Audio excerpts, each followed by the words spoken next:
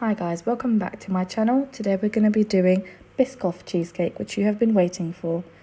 You will need the following: 250 grams of biscuits, 100 grams of icing sugar, 100 grams melted butter, 450 grams of cream cheese, 1 teaspoon of vanilla extract, 300 ml of double cream, and obviously the star of the show, which is the Biscoff Spread, and you'll need 3 teaspoons. The rest you will need is for decorating. You want to get your baking tin. I'm using an 8-inch here, and I'm going to get baking paper, and then I'm going to measure it out and put it through the bottom of this expandable tin. I'm going to line the sides and get that ready for our base, making sure the excess is cut. We're going to first start off by crushing our biscuits or blending them like I am in a small blender, and we're going to put that into a bowl.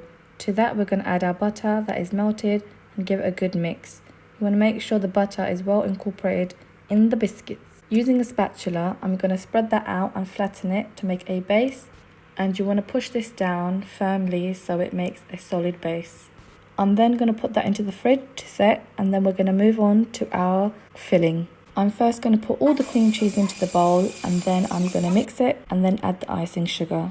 You might want to add a little at a time, otherwise you're going to make a mess like I just did. I just turned off the whisk and continued using it manually.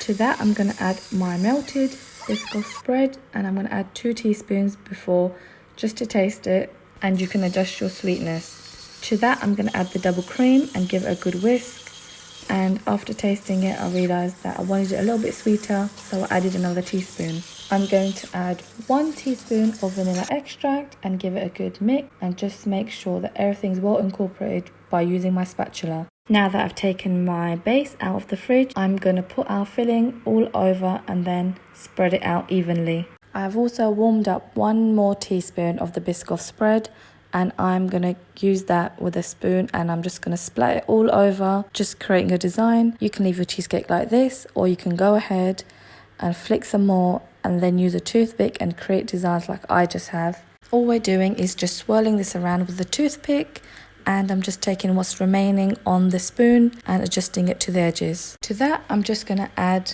the Lotus Biscoff biscuits, and these are the smaller ones, and you can place them however you like. That's how I'm going to put it, and 1 in the middle.